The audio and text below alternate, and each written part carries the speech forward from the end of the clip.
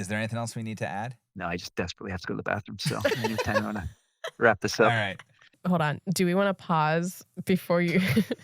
Yep. Okay, Sorry. I saw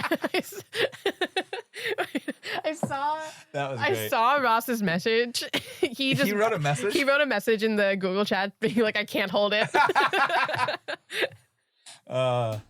He's a good guy.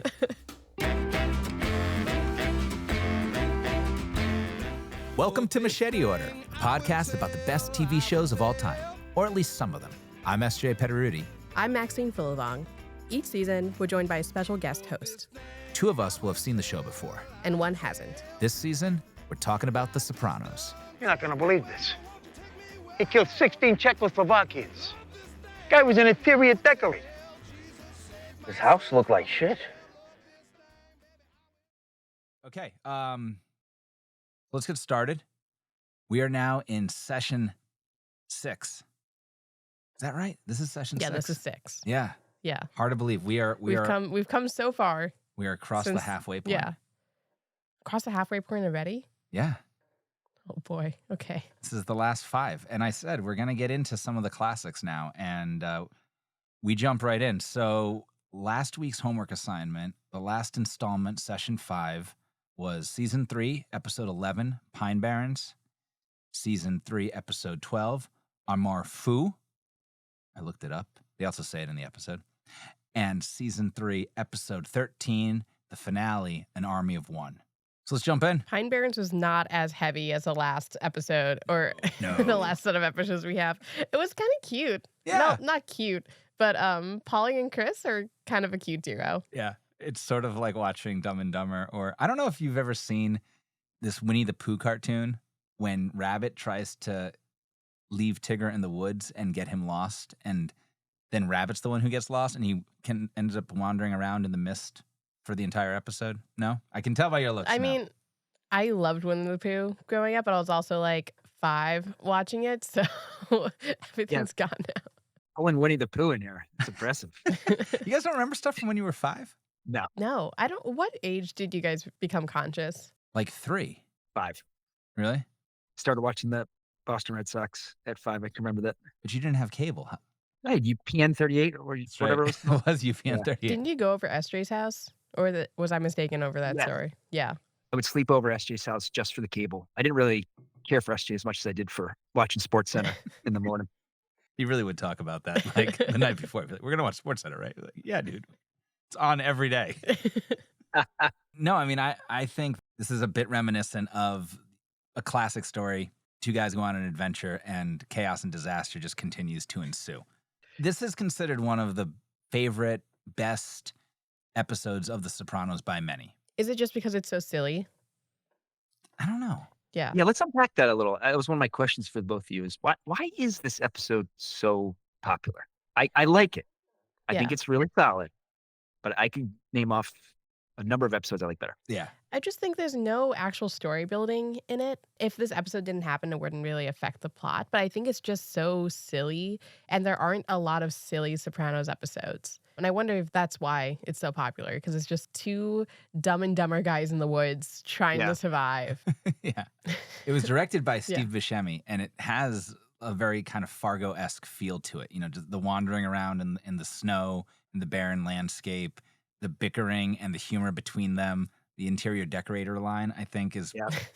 I mean, that line alone, it might be the best line of the entire Sopranos. You're not going to believe this. He killed 16 Czechs. He's an interior decorator. Paulie just pondering how that's possible. His place looked like shit. Just, Yeah, right. I love it. Yeah. Wait, two fun facts for you. One is that I believe one of the producers had a dream about the characters being in the Pine Barrens. And Okay. that's why they shot it there. The second was they intended to shoot there in the, for it to be cold. They were shooting in the winter, but the snow was not planned for. So that became a part of the episode that wasn't originally planned for. I did hear that. Oh, Yeah. Interesting. That stunt where Paulie, you probably don't even really remember it because it's not much of a stunt, but there's a moment where Paulie trips while they're chasing the guy and he goes just barreling down the hill. oh, I remember that. Yeah. That was a really hard shot for them to get. Yeah. They talked about, like, you don't know what's under the snow. And so if you just have a stunt guy just go over, there could be a rock, there could be a huge branch that's sticking out Mhm. there. And apparently one of the set guys was like, well, here's how you do it. And he just barrels over the ledge. And he did it. He's like, this is where you have to hit. Somehow he knew where to go. And so they were able to get that shot. And then, he loses the shoe. It's crazy that the snow wasn't planned for him because it seems like such an integral part of the episode. Yeah. Right. That I can't imagine it, because you just look at some guys walking in the woods and you can't really tell if it's cold. Like, you can't really see their breaths throughout the entire thing either. This is the beauty of filmmaking, is when you have to improvise and it turns out to be even better. I mean, if Paulie doesn't lose his shoe, you don't have that little bit of anxiety and tension and also humor when he throws it into his makeshift burlap shoe. He throws it into the snow, then he shoots it. I mean, that ends up what saves them. Yeah. Should we quickly recap the episode? Sure. Yeah, let's start there. Sure. I also was wondering, do you have any questions about anything that came up here? I don't think I have any questions for this episode. All right, let's recap it. Okay, so recap. The main storyline in this episode is that Paulie and Chris are sent to the Slava guy to collect some money. Paulie instigates the guy and ends up halfway killing him. Paulie and Chris are like, what do we do with the body? They call Tony. They're having phone problems. They can't hear each other, so they just go to Pine Barrens. They try and kill the guy. Turns out he is in the Slavic army. He's running around. He doesn't actually get killed. The Czech killer. He's an interior decorator. Yeah. He's running around. They can't find him. They get stuck in the woods. Yeah. Brief recap. That was a good recap. There's a lot of good moments throughout that entire plot line. What's the character's name? Is it? So the character, the Russian that they abduct. Yeah, the Russian. His name's Valerie. Valerie, that's right. Slava's the boss that Tony has to meet with and is nervous because now this guy's unaccounted for. Question: What happened to Valerie? I don't know. We never find out.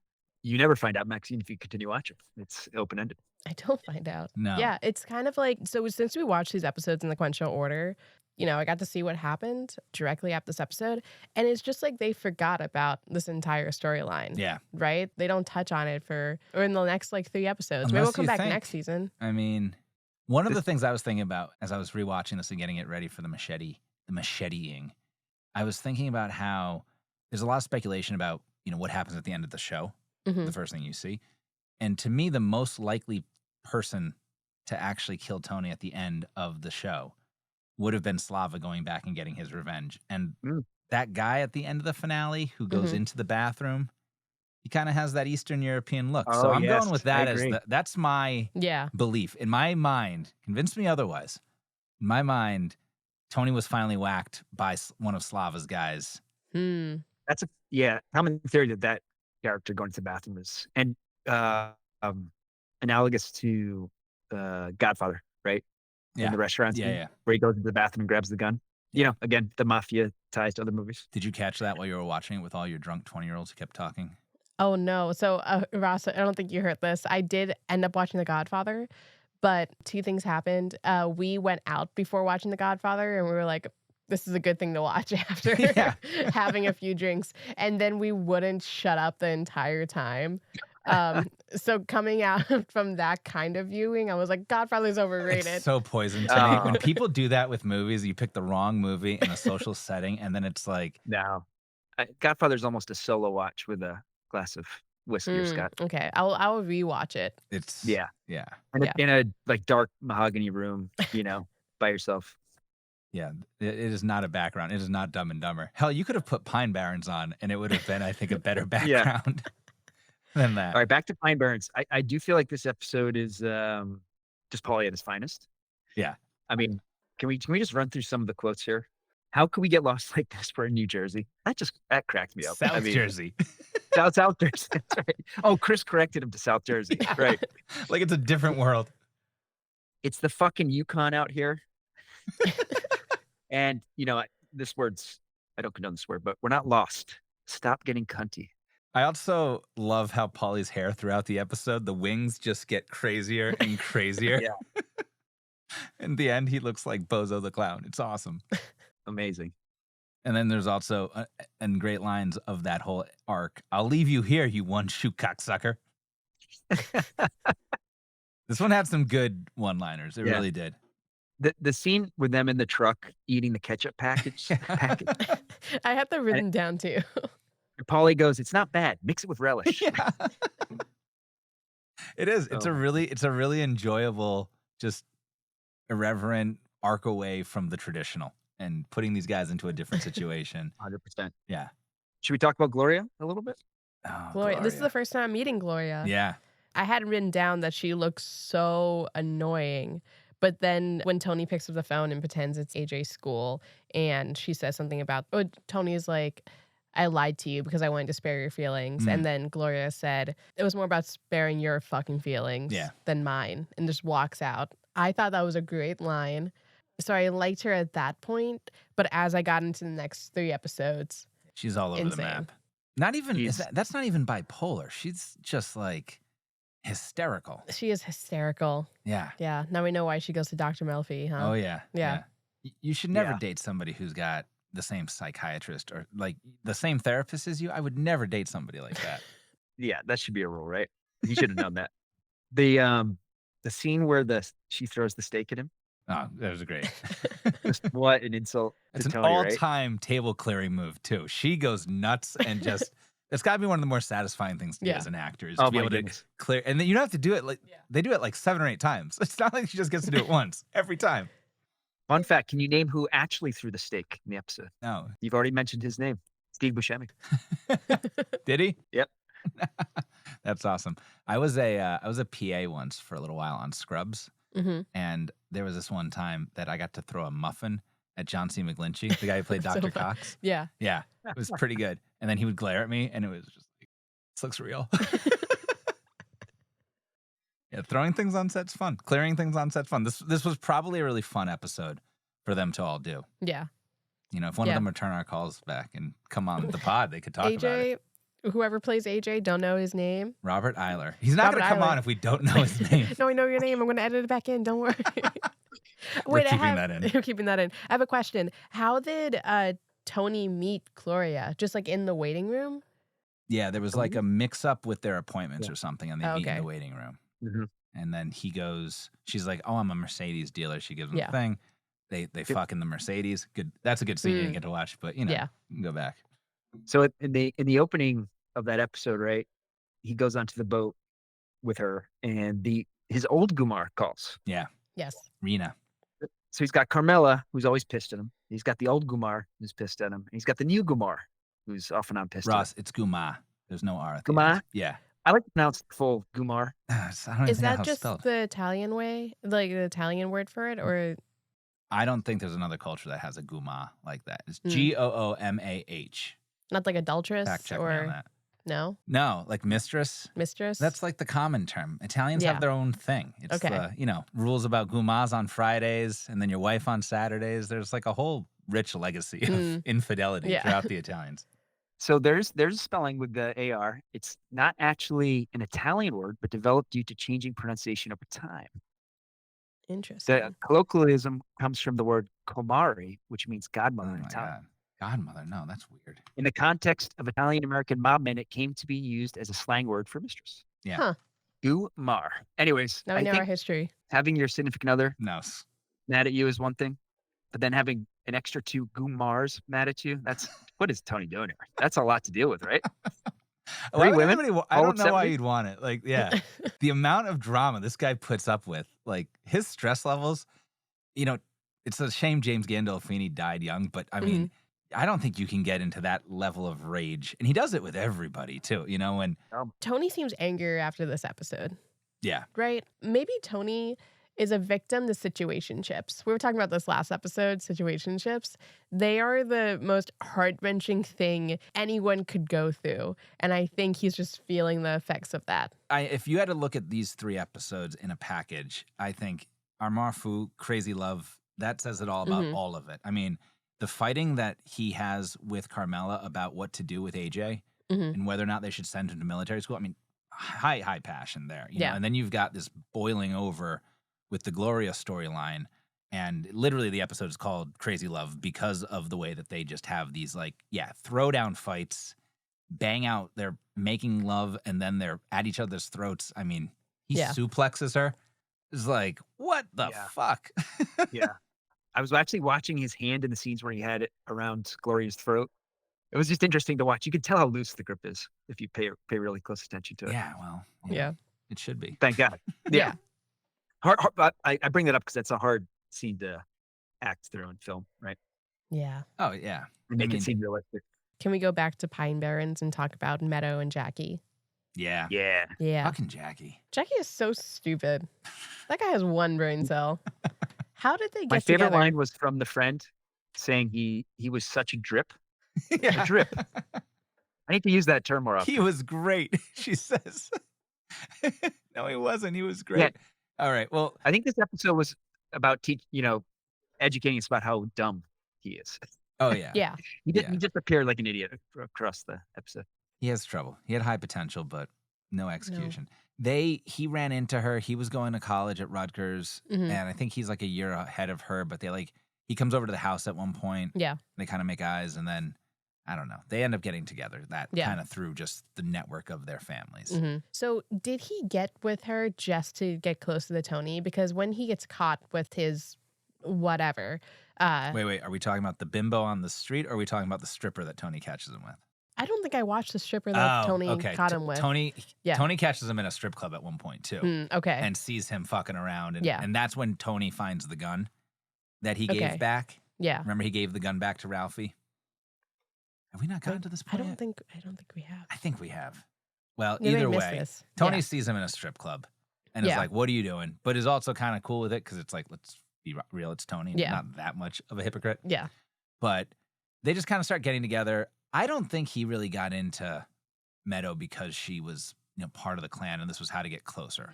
I think he just was No. into her. Yeah. Well, the thing that caught me off guard is that when Meadow catches Jackie with that blonde chick on the Yeah. street, after Meadow drives away, he's like, "Do you know who her dad is?" Well, yeah. Yeah. I mean, he knows he's, kind of playing with fire here. Yeah. I mean, any dad's going to be, going to stand up for their daughter. Yeah. There's a scene later on in the show. I don't know if we'll get to it. This is one of those excellent scenes to me. And there's a scene where where Tony stands up for Meadow. I don't know, Ross, if you know which one I'm talking about, but Not a fan, no. it's the most terrifying I think you ever see Tony Soprano. Yeah. I don't know if you'll get to see to it. an We'll ex find out. to a boyfriend. We'll find Oh. out. Okay. We'll find out. I know. I remember now. I know what you're talking about. Yeah. Mhm. So Hmm. The guy that threatens her in the restaurant. I think there needs to be a Yeah. list of. Say no more, Ross. We'll Yep, have to sorry. wait and see. Sorry. But there should be a list of the things that we don't include in machete order that you should go back and just watch that one Yeah. thing. Do you want what if you started to make a list of scenes that I should watch outside of the episode? Yeah, I could. I've Yeah. got a couple that we missed. There's a great scene where the couple's counseling. I might have talked about this in the last pod. Carmela goes with Tony to go see Melfi, and they do a couple's counseling. The first time they shot that in the Mhm. show, great scene. Yeah. Very good. Anyway, that's not one of the scenes we're talking about. Yeah, I mean, I think there was a cute moment actually between Tony and Bobby Bacala, where Bobby's telling him about how much Junior loves him. He's like, yeah, right. Like, Mhm. and then he goes, I wish it was my uncle sometime. And then they cut to Yeah. Christopher. Yeah. That next shot, Right. they go to Christopher. And I appreciate Tony and Junior's relationship. The love that he has for him despite what's happened hmm and what will happen. Yeah. Right. That family bond is so important to Tony. You trust only blood, and his love, he has a lot of unconditional love for all these people who make him just go insane. Between Janice and his mother and his uncle, Yeah. his son. I can't fathom the uncle relationship after the uncle trying to kill him. It kind of breaks my brain every time I see Tony being nice to him. Yeah. I don't understand it. One of the other scenes that you missed was the opening scene of season 2 when Tony goes to visit Junior for the first time, and Junior's in jail, and they're like glaring at each other. It's a good scene. Yeah. That rivalry, love. It's this revolving theme that we'll see throughout the show between the two characters, where Tony's an uncle to somebody and he's also the nephew to somebody. And I think that's a really important way of looking at male relationships and that love that they have for each other. Just go back to Bobby, the scene where he comes out in the hunting outfit and Tony starts laughing hysterically. I have my limits too, Junior. I don't know exactly how they filmed this or CGI'd it, but apparently Bobby actually came out in a dreadlocks wig with a large dildo hanging out of his underwear. in order Ross, to you've make got Tony laugh. some good trivia. You've done good work this week in the off season. That would make me laugh. Yeah, that seems funny, right? I think I would laugh at that. Well, again, how would they do that? When you're shooting a TV show, you generally only have one camera, right? So every time you're seeing an angle change, they have broken down the set, they've relit it, and they've shot again. It takes a long time. So you would have to have just the scene of Bobby coming out, and he would do it probably for the first time or the third time. And then you go to the take where he dresses up in the hunting gear, and now the camera's on him because you don't need Tony's reaction at that point. There you go. That's how it's done. Yeah. Too expensive to CGI. Mystery solved. Yeah. I think one of the themes, this hypocrisy, not being able to see yourself and what's really going on inside of you or what you're doing. There's the final scene between Tony and Melfi at the end of this episode, and Tony's lamenting. He goes, "Why does everything have to be so hard? I do the right thing by my family." And this entire episode, we're seeing him with his mistress. Yeah. Right. Yeah. That double standard, like compartmentalization, we talked about this a little bit, but it's such an important attribute of being able to be a successful sociopath. It's like, this doesn't affect this. And to truly believe that and act in that way. Yeah. Can we talk about the one of the ending scenes where Tony and Chris they found Polly and Chris, and they're in the car, and Polly's talking about how the Slavics got away, like he doesn't have money, and Tony just says, "Just forget about it." That is the most terrifying thing a mobster could say to you. Yeah. Just forget about it. Yeah. And I wonder moving forward if that's going to affect Polly, but I'm not 100% sure. Yeah. It's kind of an interesting thing. Forget about it. And, do we see Slava come back? Do we see Valerie come back? And just to not know who did actually whack Tony with certainty because you have a short memory about these things. There's also an interesting moment with Polly and Chris outside of the truck where Chris is saying, "I know you're just waiting for me to fall asleep. You're going to basically kill me and choke me out." I mean, the line between these guys being brothers and killing each other is just incredibly thin, right? And they pull the gun on him. He pulls the gun on him, and then he just starts laughing.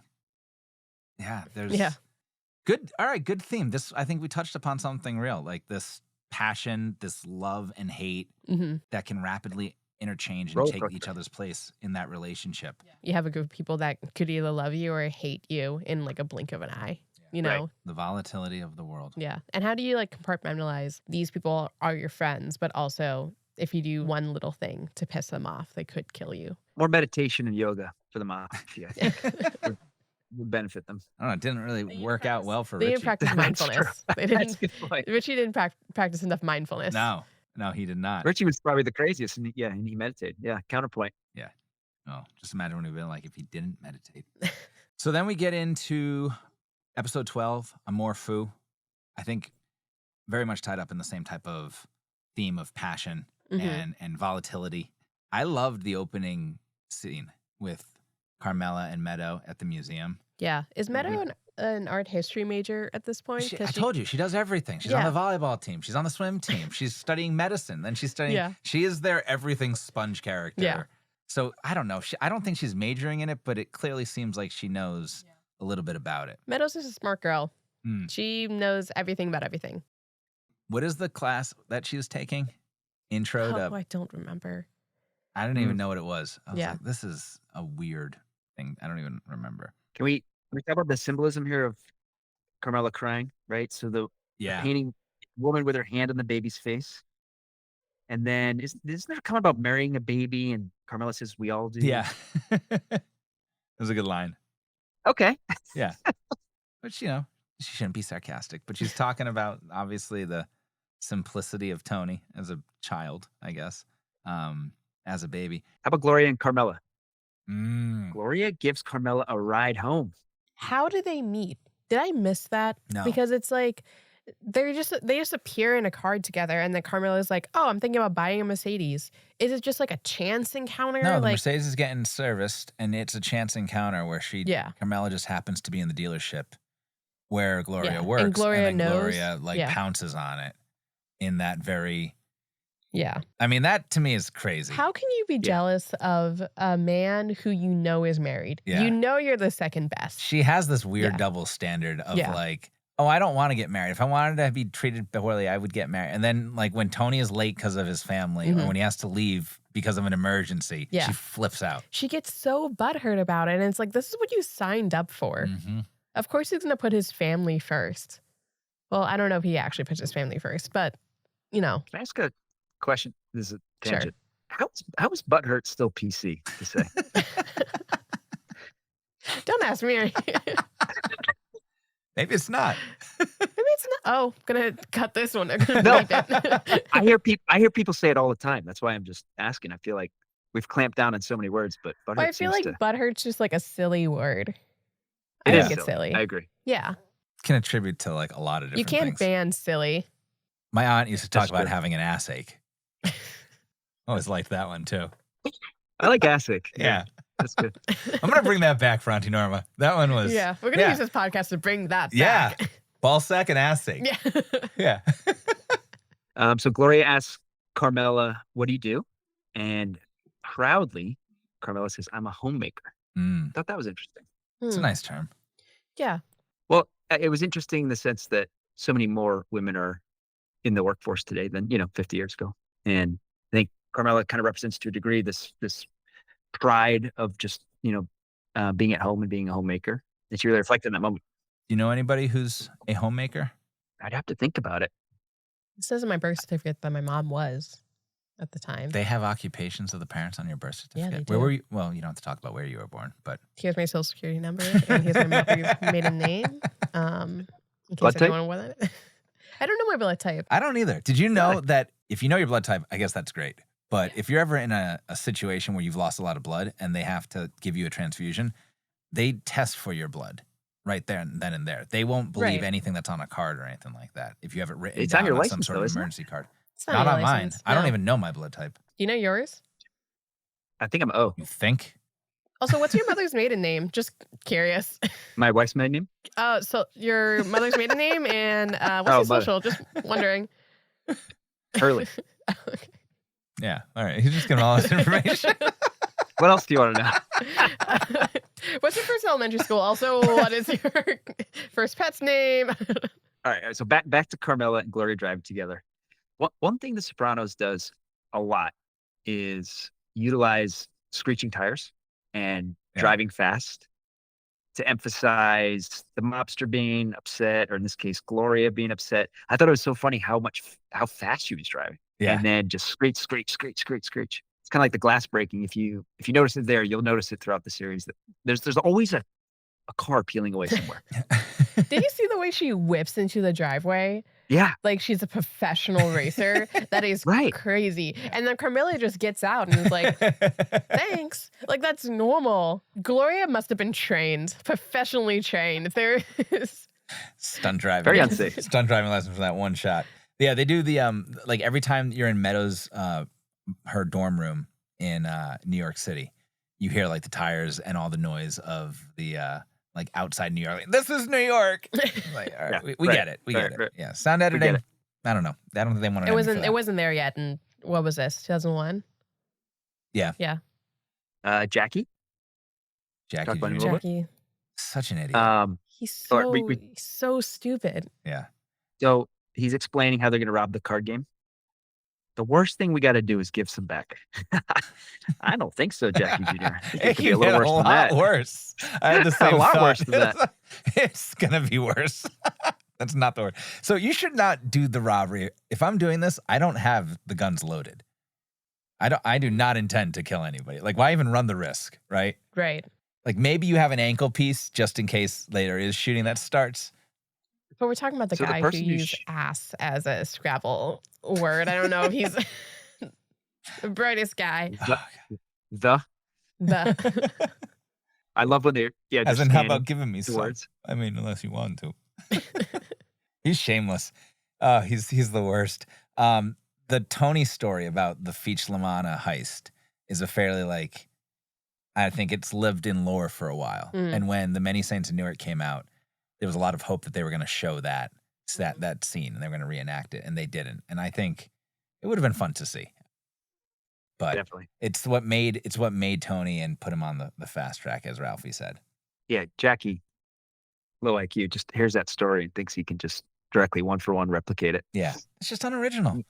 Gotta do something Yeah. else. Did Jackie know Tony was going to, not Tony, Chris was going to be in there? No. Or did he walk in and was like, Well, I fucked up? Yeah. according to the friend, Chris being there was a surprise. Yeah. Goes bad. There's always that guy that walks into a room in those like standoff moments. Mm-hmm. There's always a guy that just like walks in by accident, or the guy that comes in later, Right. like in Pulp Fiction. Yeah. The guy that comes in and just starts shooting. You've seen Pulp Fiction, right? Okay, there was this That's a boy I no. liked in high school, and he was like, "Come watch Pulp Fiction at my house," and I was like, "Yeah, I will." And I did not watch Pulp Fiction because I was not because we were making out, because I was trying to make out with him as a sophomore in high school, so I was like doing everything I could to like make it appear like I was interested, but just ended up like embarrassing myself. Go on. So I did not watch Pulp Fiction. We got pizza, and then my mom picked me up. Wow. That's a story. So I can I've never. never seen Pulp Fiction either. You haven't? Oh, No. man. Come on, I am guys. embarrassed to say that. Yeah. All right. Well, next assignment. Next Yeah. installment of Machete Order is going to be Pulp Fiction. No. Okay. Back He to didn't like Jackie me and back, his by the roommate. way. Hmm? He did Someone not like me explain to back. me the. No. Oh, sorry. Yeah, I'm sorry too. Anyways, sorry. More sorry. Can someone explain to me the Sharon Stone scene with her just crossing your legs back and forth? HBO being HBO? Just being like, look what we can do? Kind of weird. Just a And they're just- pixelated image. Him and their roommate just sitting awkwardly close to each other for no apparent reason. I thought it was gonna. I thought it was gonna get a little fruity during Pride Month. Yeah, that's. I did too, actually. If you listened to the episode with subtitles on, Yeah. their voices, you'd expect it to be like Sharon Stone, Michael Douglas. It is just like woman on TV. So what was the point of that scene, though? Just I don't know. Yeah. they were just being Just- dumb. I think it was just showing Little- Sharon Stone off. I think a A lot. little sexual tension. I mean, between them? I think it is just a little. Well, I don't know. I don't think I wasn't reading into it that much. I was. Yeah. I mean, I honestly just thought of it as being a natural extension of something that two people would do. And I think a lot of what makes The Sopranos so good is that these lines that they'll have will be, they'll be buffered by having a line that's just something about life that people say. Like, who ate all the food? Like, Tony comes in a lot and he opens up the refrigerator and he goes, I was saving that and somebody ate it. Who the fuck? He'll get mad about it, or he'll be at his house. He's like, who ate the salmon? Who ate the last piece of cake? There's a line that says that. Somebody wrote that. And it's just, why is there cake there? What's it represent? I don't know. I don't think it represents necessarily anything. It's just like two guys are watching the movie and it happens to be on and they're moving on in their life and they're thinking about something beyond just this like heist thing. I don't think Tony's eating salmon though. But yeah, I agree with Joe. So we see more of Carmela getting counseled from priests. Yeah. Yep. Yeah. Could do- When your could do confession without is that so a bit. bad, he takes you to the office. It's like You failed. Is that you- is that a you thing? failed. You go from confession to front facing? Maybe That's it's quite a confession. switch. I don't know. You pause a confession. I don't know. But I also like how they're like, he said that you were studying to get your doctorate in psychology. And then she just goes right on to her problem. I guess they're the same thing. More or less, right? I mean, I'd say less. Less. Yeah. Yeah. Confession's so bad she has to go to the office, but she's talking about Tony's cheating and adultery, and he's just like, well, it sucks. It's a sacred Deal vow. with it. Yeah. Yeah. Sacred vow. He's a good man, basically. That's what she says. Okay. It's just like he's just torturing you mentally. He's mentally and emotionally torturing you. And you're trapped in it and you can't even see it. I thought it was really interesting, the Hillary Clinton conversation that she has with her Yes. friends at lunch. And Yeah. this was made in 2001. Yeah. And 15 years later, that sentiment that Mhm. I don't remember Sill's wife who was at the table with them. Mhm. But the Hillary Clinton, I can't stand that woman. I can't tell you how many times I've heard women who would that age say that line What was the vibe like? about Hillary. Yeah. I- Back in the 90s, early 2000s. So Carmela's, they're conservative. You can assume. And I Yeah. think a lot of conservative women, married conservative women, saw that as, Hillary's she's staying with an adulterer when she really shouldn't, because she just wants power and she's power hungry. And Mm. I have no respect for her. She's just, all about herself and She not should have about, left him. Yeah, should have left him all that. Yeah, I think there was a lot of feeling like she should Mhm. have left Bill during Yeah. that scandal because it was just, so embarrassing. I think, Yeah. and for the country too. I mean, the entire world knew about this thing. Mhm. Monica Lewinsky was 21. Yeah. She's an intern in the Yeah. office, and she put up with, and she stayed with him. These women, I think, wanted Hillary Clinton to stand up for all women and be true to herself. Right. As Carmela said, it's so false to have this thing out in public in front of everybody, and you just smile and put on a happy face. Well, that's exactly what she does. Yeah. And then Rosalie says something important, I think, about how she made something for herself, though, despite it. Yeah. And she gives her credit for that. I don't know. Would you have gotten divorced with someone with that kind of power? If I was Carmela, If you were Carmela or Or if you were Hillary? Hillary? Yeah. no. Yeah. No. no. For Hillary, it was part of her journey running for president. Right. Yeah. Senate. Yeah. So like the argument that she just should have gotten divorced. I think, divorce is way more complicated than people make it seem. Yeah. You know? I think Yeah. especially Mhm. the higher you get in life and Mhm. stature and, but hey, Bill and Melinda Gates did it. So it is possible. Did they? Yeah. True. Oh. Yeah. Bezos and, Bezos and his wife. yeah. And That's now Bezos is dating that helicopter woman. Do you know about this? The news reporter? No, he's dating someone. I could be wrong. I'll fact check this after and then cut it out. But making a lot of speculation in this spot. he's like dating a woman who owns some kind of helicopter brand. And she's like an Instagram baddie too. So she posts all these pictures of her like with her helicopter. It's great. I love her. I love that for her. Obviously, Jeff Bezos, awful guy. She kind of slays. I would like to learn how to fly a helicopter. I think that would be a fun skill to have. Too dangerous. We need you for the pod.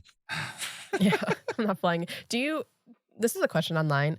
Do you both think you could land an airplane if needed? No. No? No. I think I could. What? I believe that. You fixed that chair. No, it's squeaking now. I don't know if you can hear it. Oh, it's like no. squeaking. Well, Never okay, mind. I didn't want to say anything, but putting WD-40 on things tends to like fix them for a short period of time It and then fixed it makes for- the problem worse. It fixed it last episode. Yeah. Fine. Yeah. Now, I can't hear it. well, Yeah. when I edit this, I'll send you a clip of it. But I think I could. You wear headphones, right? And someone's talking to you while you're flying. They could walk me through it. I think I could do it. Okay, well that's different. I think if that were the case, I could probably do it too. Yeah. You wouldn't be alone, I guess. Okay. But if it's just like me with the controls and I got to figure out how to like deploy the landing gear, I'm not going to figure that out. Okay, let me paint you a picture. You're on like a full airplane. The pilot, co-pilot, gone. You are the only one who. Out of 500 people, I'm going to be the guy they Yeah. choose. I mean, Yeah. no, we're fucked. It's hard. Do you know how much pilots make? They make good money. Like They're- real good money. Yeah. Yeah, it's a hard job. It's not just anybody could do it.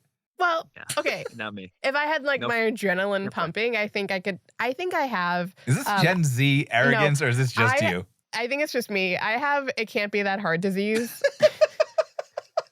If I look at anything, I'm like, As the chair it squeaks. can't. I know. Like it can't be that hard to do. Okay. Here we are, and that's why you're on a podcast. I started. I needed a new hobby, and I was like, what if I started yo-yoing? Because it can't Okay, be how's that hard. that going? Not great. I stopped. That's funny. I have to admit, in this vein, I'm trying to play the bass. This is fun. That's cooler than yo-yoing, I think. Yeah, I'd say it's cooler than yo-yoing too. But it's hard. Learning a new skill is hard. Voss, what a new skill have you been learning recently? Flying an airplane? Landing one, perhaps? Being a dad. I feel like I am always trying. Shoot. Italian No new accent? You know what? recently. It's time to pick up a hobby. I mean, this is kind of a I hobby. think you're right. I mean, I think I think I'm doing it here. Yeah. Podcasting. Your hobby could be Italian accents. True. Mozzarella, caprese, salume, prosciutto. Ross, was reading. Yeah, you're looking to the side. Did you look up Italian words? You wrote some down before this episode. Well, I just thought, why don't I name all the ingredients of a sandwich I would love to have in Italian? That's a good idea. That was great. Do it again. No, read the script. Come on. He's a good man, basically. let's go back to the robbery scene. The silliest scene. It's so dumb. Worst robbery They're of all so time. dumb. Worst robbery. Well, here's the deal, right? So they brought along a third wheel who seemed Yeah. he was the one who shot what was his name? Sunshine. The other mobster. Sunshine. Yeah. First of all, if you're gonna do something like this, I don't know if you just bring along an acquaintance. That's what it seemed like. Who got knows a what they're I gonna was do? like, I knew this guy. He can drive. He's got a That's all- shotgun. Bring him. Yeah. I just the scene in the street where they catch the friend because Jackie Jr. peels off. Yeah. And Chris just shoots him cold-blooded. Yeah. That kind of Yeah. That was intense. that knocked me back a little bit because it just you see it just time and time again how cold-blooded Yeah. the mafia is, right? Just Yeah. you would think in that moment, oh, they're gonna just take him prisoner or give him a hard time. No, dead. Yeah. Yeah. Chris has some brutal kills that he does Yeah. throughout the entire show. I mean, he does the opening one in the pilot where he whacks the check guy in the butcher shop. Right. Yeah. And it just, he just First one, keeps- isn't it? Yeah. Yeah. Yeah. He's got a bunch. Okay. The question about this episode: Chris is a made man now. Yeah. What I Mhm. realized last episode, we were talking about Ralphie and how they just like let him go. Did they just let Ralphie go because he's a made man and he can't do anything? Yeah, I mean, that's the idea. That's the argument. And Okay. also, Ralphie is making a lot of money for the family, too. Okay. That Esplanade thing that we were talking about, right? At Mhm. the beginning of last episode, he is now like that Esplanade thing is underway. There's a ton of construction happening, and Ralphie's in charge of managing that construction project. It's the most lucrative thing that the family has. It brings in $3 million to the family every year. There's probably better analogs for this, but if the CEO is also the founder of the company, it's just that much harder to push them out. It's kind of like being a made person, Yeah. Hmm. made man. Yeah, you're like a partner, Should we close this episode out? Yeah. Tony with Gloria, Carmela talking to the priest. At the end of the episode, they come back together. They go on their journeys apart. They find themselves back effectively in each other's arms. And that's the story of those two, I think. Yeah. Yeah. I thought you're talking Gloria and Tony, right? Carmela and Tony. Carmela Yeah. and Tony. Oh. Because Gloria and Tony break up at this episode, right? Yeah, but they also have they're in each other's arms just fighting, like at the end of this Right, episode, true. right? How are we finding each other's arms? I think there's got to be a montage of clips from The Sopranos where people say "poor you," but did you pick up on Gloria saying that to Tony when they're fighting? I don't think I did. That's a No. kind of It's like theme. the- That's yeah. like a theme of the show. Yeah. Oh, poor you! And Tony's mother says it to him a bunch. Yeah. Well, Mhm. Tony That's even true. says, Tony looks at Gloria and was like, "You're exactly like my mother." Yeah, yeah. He finally sees it at the end. Yeah. And is she? I don't know if she has the same kind of narcissistic personality that I don't think so either. I don't think so. I Yeah, I think think she's just so. like mentally ill Yeah, in a different way than Tony's mother was. yeah. But they are both like. I mean, they have a horrible relationship, much Yeah. like Tony had a horrible relationship with his mother. Yeah. I just don't True. think Tony has any good female relationships. No. He's not good at picking female relationships. Well, not that he what do you picked think about his mother, relationship but with Meadow? I think Tony has such a soft spot for Meadow. And you can see Tony treating AJ and Meadow completely differently. Mm. I think Tony has a soft spot for Meadow in a way that he's trying to like make up for something. For all the bad that he's for done all the for bad that everybody he's else. done, that he's like, this girl I will treat like she is a princess. Yeah. I love her so Yeah. much. I don't know if it's even a healthy relationship. I don't think it is. No. No. Why not? I think the power dynamic there, Meadow is the one with power in that relationship. Mm. I don't know. Ross, you're a dad. Sometimes kids need to be told no, right? Yeah, and Tony he doesn't do enough of that with her. He gives No. her a lot. I mean, even when she Yeah. just runs away across the parking lot at the end Yeah. of Well, I feel the bad for her. finale. Yeah. Yeah. Yeah. But still. She's also 19. I mean, And her, well, we'll get into this, but her ex-boyfriend just died. So Yeah. Yeah. So Yeah. An Army of One, the finale of season 3, Jackie Jr. is on the lam for the botched robbery where multiple people died. He's staying with Omar from The Wire. Have you seen The Wire? Yeah. no, I haven't seen The Wire. Oh, okay. All right. So the guy who answers the door, who's teaching his daughter how to play chess, Mhm. his name is Omar. He plays, I forget the actor's name, but he plays Omar, a character named Omar on The Wire. And The Wire is kind of considered, I'd say, the other side of the drug gritty dramas that HBO Yeah. did. And it kind of takes place around the same time. And it's about the Baltimore drug trade. and the gangs that are behind all of that. He's a great character. Omar is like a legendary character. So he makes it's nice to see him here in a little cameo. Definitely. And then, I mean, Ralphie ultimately deciding to give the okay to kill Jackie Jr. I thought, again, just talking about a savage. This guy. Ralphie doesn't say it out loud, right? What? That it's okay? No, yeah. you don't see him give the okay. Yeah. You just see, I forget who comes, but Jackie's just shot. Yeah. So that's Vito. In broad daylight, too. They just leave his body. Oh, my goodness. Yeah. Do you think Ralphie's faking it, even considering that he wouldn't kill him? Or do you think he was genuinely debating it? I think he changed his mind when there's a moment where Paulie and Syl are talking to Ralphie. And they're like, there was made guys in that room. You're not going to whack him? And they kind of say, oh, this kid's running all over you. And I think that might have been when he decided to change his mind. Because he was talking to Tony about hey, I want to give the kid a pass.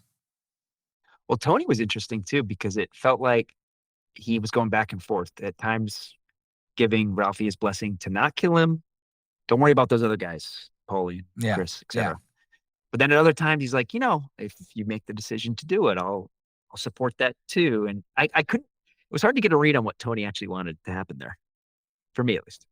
Yeah, I agree. But ultimately, it creates a lot of devastation for Rosalie. For everyone involved. Yeah. Really. Yeah. I know they broke up, but I really felt for Meadow this episode. Yeah. It looked like this was her first real heartbreak. Yeah.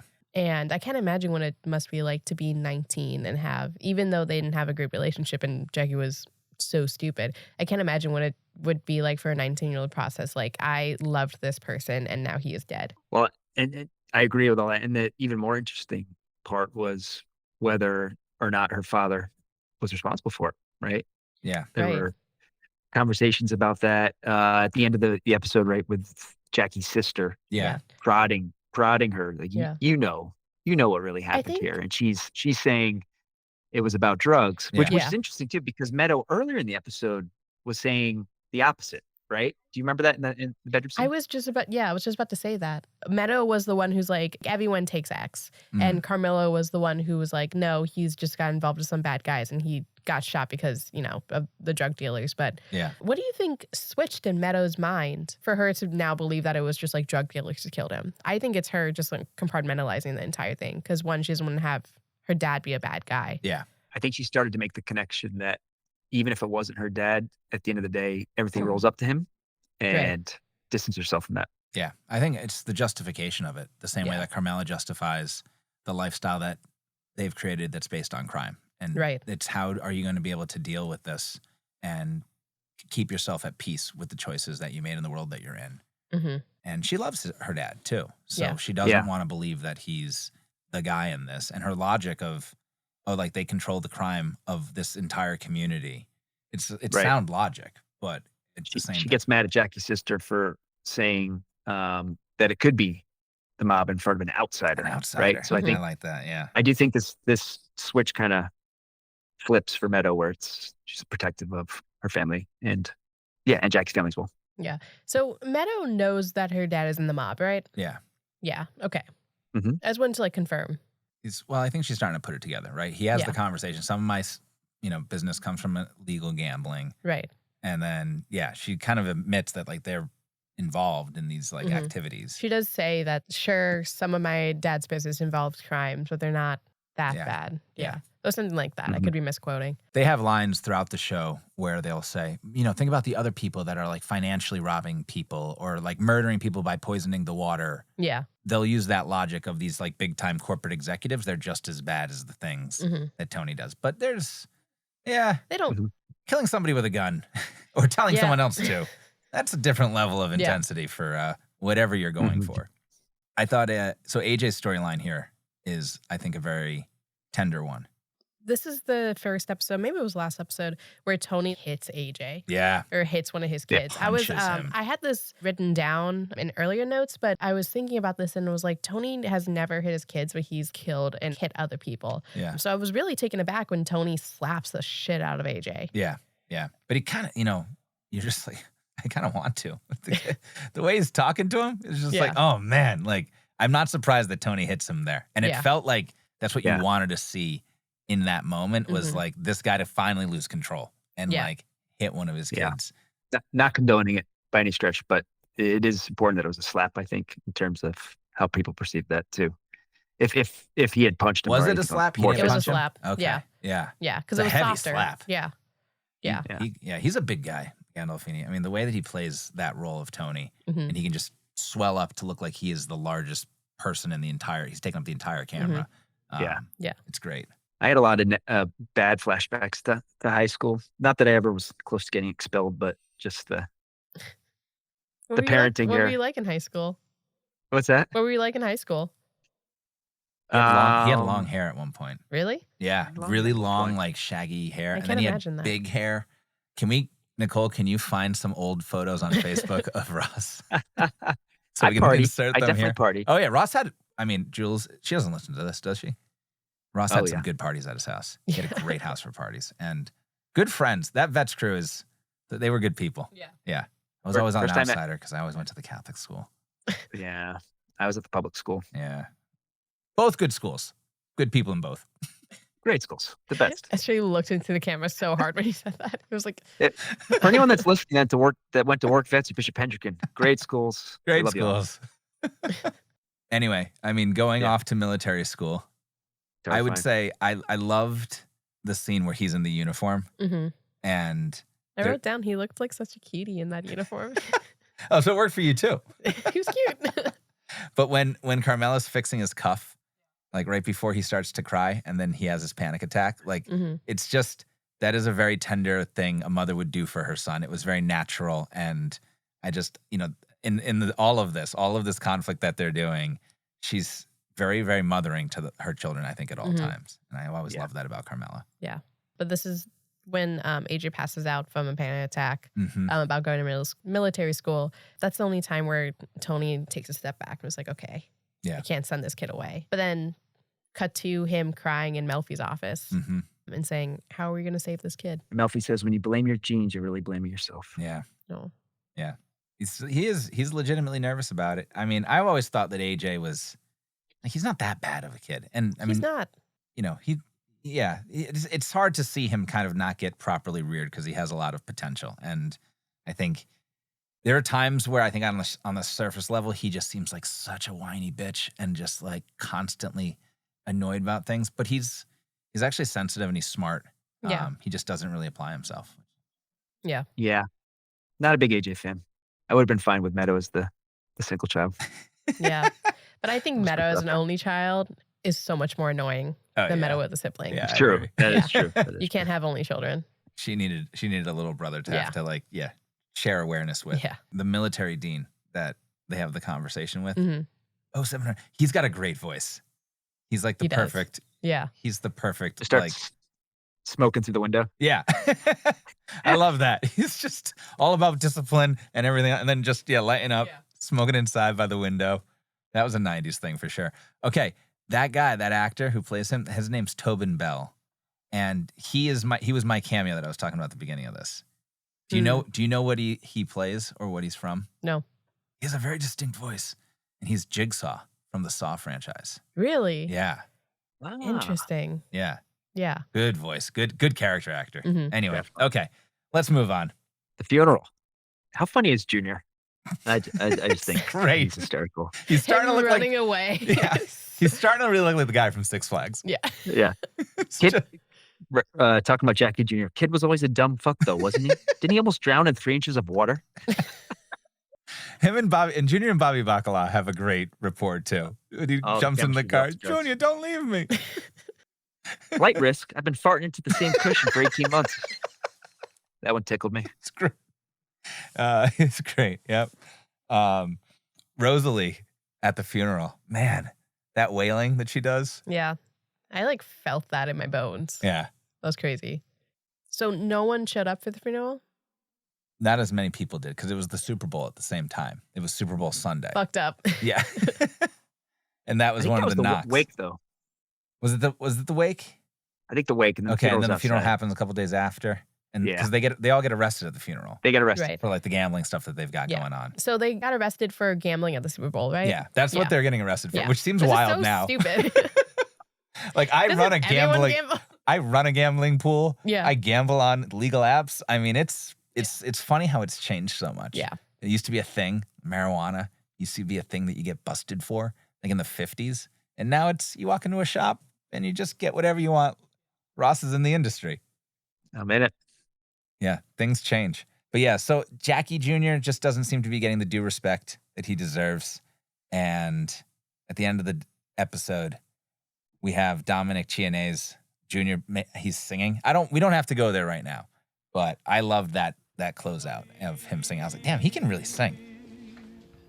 Perché mi dighi sto parole amar? Perché me parli o cuore mi dormiente cada dì non te scordar che t'ha giudato He can really sing. That was crazy. There's something about those like old ethnic like songs, like the Irish dirges and like those old Italian songs that are just, I don't know. It feels like home or something. It's beautiful. Everyone was crying. What was up with the languages changing? I don't know. Kind of like all different languages express and have the same type of, what was it at the end of the episode, they call it unrequited love or unreturned hope. I forget. I should have written this down. I knew I should have and I didn't. But that heartbreak of whatever they're singing about is true in all different cultures. Maybe? That sounds right. Okay. Sounds right to me. Ross? I honestly didn't even notice the language changing. I was so caught up in the moment. I was crying myself. It's the most Ross response. Crying in every language. They changed like Spanish, and I think French. Italian tears, Spanish tears. All right. Sorry, I didn't mean to close us out on this, but we have been going for some time again. Yes. We have. Is there anything else we need to add? No, I just desperately have to go to the bathroom. So anytime I want to wrap this up. All right. Did you like it? What did you think overall? I like the slew of episodes. I don't think this is gonna be controversial. I don't think Pine Barrens is the best episode of Sopranos. I agree. I think it's just a silly episode that is fun, and I understand why everyone likes it, but I don't think it's the best episode. I don't even think it's maybe in the top 5. No, because it doesn't add anything to the plot. Well, that's part of the reason why we machete things up is so that you kind of see it in a different set. And I think we'll see where we go from here, but we are going to start to machete. I think it's cool that you don't like Pine Barrens. And I tend to agree with you. The more I watch it, the more I'm like, it's good, it's fun. But I think that there are definitely other episodes that I'm like, oh, I definitely want you to be able to watch this episode. Do you know what I think it is? I think when you watch it and you watch it all the way through, it feels like an episode that's refreshing. Yeah. And because I'm watching it this way, I don't need the break that most viewers or all viewers need. Yeah. I just need the plot. Yeah. And because I'm not getting the plot from this episode, I don't care about it. Yeah. Okay, so then this is going to kind of throw you off because we're going to be actually jumping. Oh, no. Yeah. And this, Ross had a friend who sent him a text about this, being like, it's going to get harder as we get to the end with only 15 episodes or with only 15 more installments that we can choose because we're at the halfway point now. There's a lot more of the story to tell. And I think it starts to get a lot more dense so that each episode's harder to start cutting out. But there's an arc that happens at the beginning of season 6 that... We're jumping to season 6? Yep. This is not what Ross and I discussed. What? Yeah. Okay, this is new. Convince me I'm wrong. We're going to jump to season 6, episode 2. Write it down. Season 6, episode 2. We're not just going with the opening. Ross, what do you think of this? It's called Join the Club. Skipping 2 whole seasons. Ross looks shocked right now. What? This is very controversial. All right. We had a controversial beginning, to be fair. I know. People, what's that? People say season 4 is their favorite season, so we we're can skipping go over it? No, we're not skipping over it. Let me just throw it out there, okay? Okay. There's more to this. Season 6, episode 2, Join the Club. Season 6, episode 3, Mayhem. And then we're going to go to season 4, episode 9. Oh, boy. Whoever did this. Okay, now before you dive into this installment of Machete Order, there is an important character you're going to need to know about, and that's Pyomai. Pyomai is Ralphie's racehorse. She first appears at the beginning of season 4, and Tony forms a very special bond with her. He starts to give advice about how she should race. He starts to care about the type of food that she's getting. And ultimately, he becomes this sort of unofficial co-owner of the racehorse in the same way that Tony kind of just takes whatever he wants whenever he wants. And Pyomai is going to come into play and have a very pivotal role in season 4, episode 9, Whoever Did This, which is going to be the last episode of this installment that you're going to watch. And with that, you're ready to jump in. Huh. Okay. Ross, what are your thoughts? I thought we were skipping season 4 entirely. No. So I'm feeling a little better. Yeah. Hey, this is the journey. This is the ride. Wow. You trust me? I trust him. Ross, you're so agreeable. Basically, I don't have a better alternative. Do you so- know, do you know what happened? Do you know that I don't want you to even describe it for our viewers, because if you know, you know, and if you don't, this is why you're listening. This is what we're going to do. We're going to jump into it. There's an arc in this. Okay. I in know this show. there's like a method to your madness right now. I wanted to do this. I had a different way I wanted to do this, but I remember watching these 3 episodes. Not this 3 in this order, but this segment of the show being like, this is a really cool thing to play with as a storytelling device and the themes that they're going to talk about. And then season 4 is great. I love season 4. And I would put 6 episodes of season 4 into Machete Order if I could, but I just don't think I can, and get through all of season 5. And season 6 is a double season. There's 23 or something. Right. Yeah. Yeah. So we've got a lot more to go. Yeah. Yeah. All right. I think I know the arc you're going for then. Yeah. So, Yeah. so tune in next week when we are back with a recap of season 6. Here, you say it. It's better when you say it. What do I say? Okay. We got season 6, episode 2. What's the name of it? Join the club. Join the club. Season 6, episode 3. Mayhem. And season 4, episode 9. Whoever did this. Okay. Look at you two. I will. Amazing. We're getting better. We're getting better. Okay. We think. I will watch my homework assignment. I will come back. I will tell Awesome. you what I thought. Let us know what you think on Instagram, on Twitter, on TikTok, on all the things. Ross. It's been a Ross good time, buddy. just discovered that we have a TikTok, so please right. welcome him What's over that? there. What is that? You just discovered that we're on TikTok. Do you know what TikTok is? I'm finding out now. You're becoming more of a boomer as this show goes on. All right. We got to get out of here.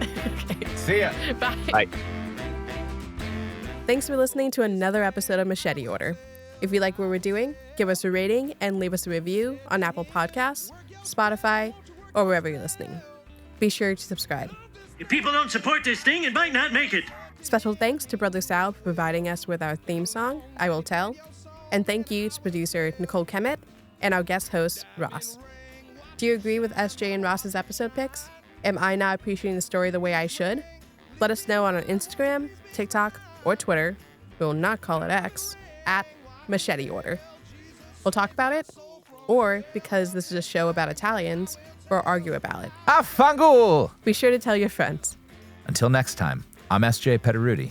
I'm Maxine Philivong, and this has been a Rotary Studios experience.